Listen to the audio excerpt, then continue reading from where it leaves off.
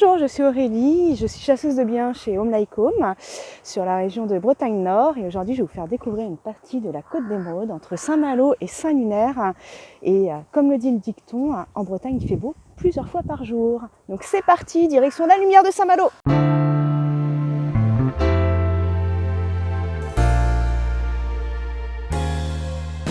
Voici l'hôtel de ville de Saint-Malo qui clôture les remparts qui sont longs de 2 km. Là-bas, nous avons la pointe du Groin, plage du Sillon, le Fort National, Sésambre avec sa seule plage exposée au sud et Grand B avec la tombe de Châteaubriand.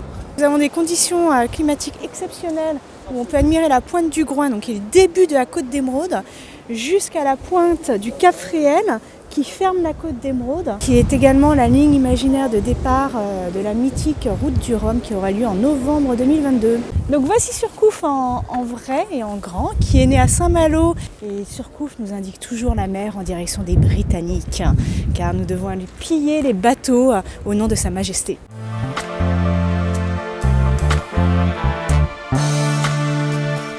La crêperie Le Corps de Garde, qui est une crêperie mythique de Saint-Malo. Outre le fait que les crêpes soient très bonnes, et les galettes aussi surtout, on a une belle vue sur Dinard et sur l'île de Sésambre. Là, on a la statue de Jacques Cartier, qui était un explorateur et navigateur. Il est parti de Saint-Malo et a découvert le Canada et a importé notre langue au Québec. Là, on est sur des immeubles typiques de Saint-Malo qui ont été reconstruits après la guerre, après la Seconde Guerre mondiale. Donc, ils ont tous été reconstruits en granit en 10 ans.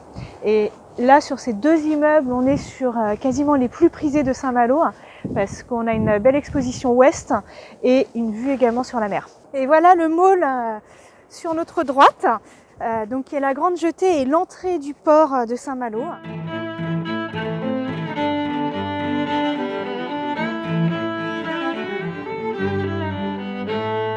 Et nous voici à l'intérieur du lavoir, en direction du Bryce Café, qui est également une institution à Cancale, qui est l'inspiration d'un chef breton et de sa femme japonaise. Donc en bas, on mange des galettes et en haut, on déguste de la fusion japonaise. Et là, nous sommes devant la fameuse épicerie.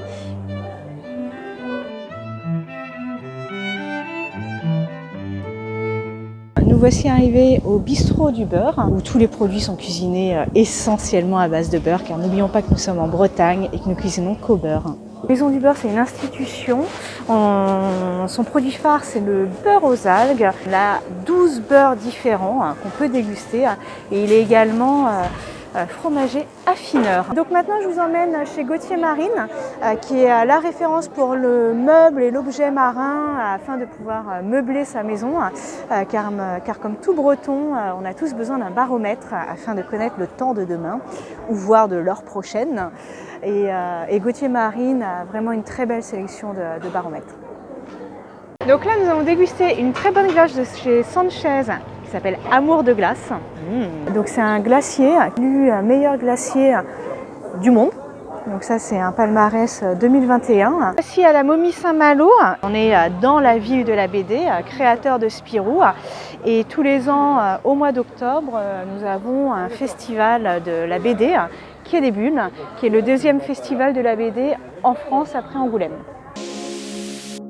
Rue Maclot, fondateur de Saint-Malo. Donc là on arrive au niveau de la cathédrale de Saint-Malo Intramuros, qui est une cathédrale classique bretonne réalisée en granit. Il n'y a pas de représentation de Saint-Maclot à l'intérieur car la seule représentation de Saint-Maclot se trouve à Saint-Hideux qui est un petit village à 10 km d'ici. Là on arrive au lycée Intramuros de Saint-Malo avec ce pont entre autres qui réunit les différents bâtiments. Un pont bien sûr que les lycéens utilisent régulièrement. Donc lorsqu'ils sont dans les salles au niveau supérieur, ils ont une vue sur la mer, ce qui est quand même très agréable. Là, on se trouve devant la plus vieille maison de Saint-Malo, Intramuros, qui apparaît sur les livres de contes à partir du XVe siècle. On peut voir qu'il reste du colombage du XVIIIe siècle et que c'est une maison qui a été épargnée, entre autres, par les différents bombardements. On arrive devant la maison des épices Rollinger. Donc Rollinger est un chef étoilé qui a son restaurant à Saône-et-Loire-des-Andes. Il travaille qu'aux épices, des épices qu'il a sélectionnées lui-même. Une épice qui fait fureur au niveau des enfants et qui leur permet d'aimer tous les légumes, la poudre de vertu. Donc là, nous marchons sur la plage du Sillon, à marée descendante. C'est vraiment une plage l'hiver qui est réservée plus aux promenades. Et à partir de la période printanière, on va commencer à revoir soit des kitesurfers, soit des véloplanchistes. C'est une plage sportive ici. Les Malouins aiment beaucoup s'y retrouver.